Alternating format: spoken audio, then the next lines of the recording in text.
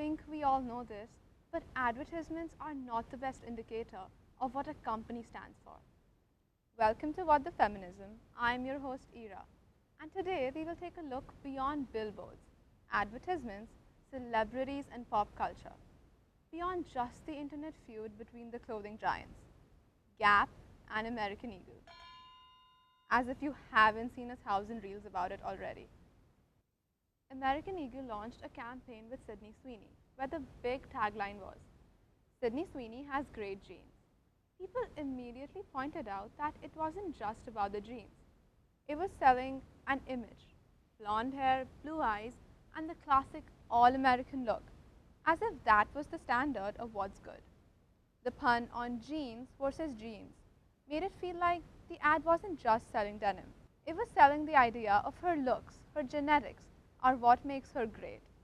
People saw that as reinforcing eugenics and white supremacy, suggesting that whiteness itself is the standard of beauty. And that hit especially hard because denim itself has deep ties to black history, from slave-grown indigo to becoming a symbol of resistance during the civil rights and black power movements. A month later, Gap released a counter of sorts.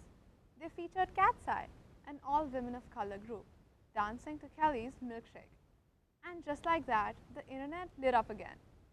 Anyways, Gap won the feud and KATSEYE received their well-deserved fame. Gap's KATSEYE campaign saw a strong bump in store traffic, but American Eagle's Sydney Sweeney ad brought in 700,000 plus new customers, with the limited Sydney jacket selling out in the day, and the jeans in a week. But at what cost? I'm not here to diss the Gap ad.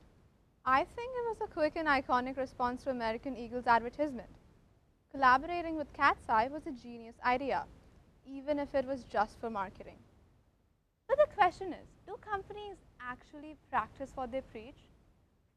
Gap and American Eagle are both fast fashion companies with horrible track records of labor policies, even if they make iconic ads featuring brilliant women. What sort of support do they give to their own laborers and factory workers? Gap and American Eagle often tout ethical standards, but their actions tell a different story. In 2024, a migrant worker at a Jordanian factory supplying both brands tragically died by suicide after enduring systemic abuse and exploitation. This incident highlights a troubling pattern of labor violations in the fast fashion industry. Furthermore, a 2018 report revealed that female workers in Asian factories supplying Gap faced widespread sexual and physical abuse, including threats and retaliation for reporting misconduct. These abuses are not isolated. They are systemic issues exacerbated by fast fashion pressures. Despite public commitments to ethical practices, such as Gap's Code of Vendor Conduct and American Eagle's human rights commitment, these companies continue to source from regions where labor rights are routinely violated.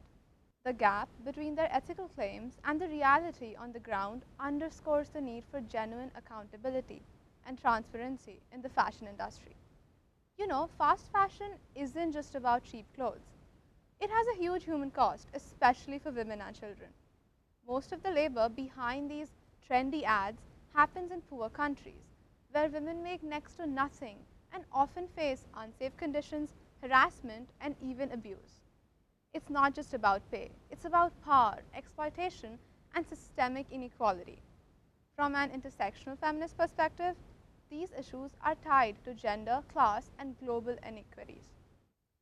Every time a company pumps out hundreds of new styles in a season, it's the women in the factory floor who bear the brunt, while flashy ads and marketing campaigns hide all that from the consumer.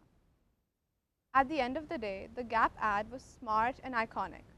Collaborating with KATSEYE and all women of color group was a brilliant move and a celebration of representation. But here's the thing.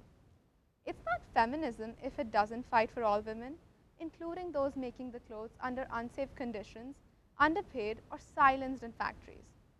Ads like these might look empowering on the surface, but that doesn't mean justice if it isn't actually served to the women they claim to represent. Unlike fast fashion companies, What the Feminism podcast is transparent with all our sources. All the articles are linked down below, so make sure to check them out. This topic has a lot more to it, from black history to indigo farming to a similar campaign done by Calvin Klein in 1980.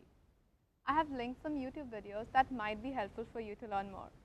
Thank you for tuning in to What the Feminism podcast, and I'll see you again soon.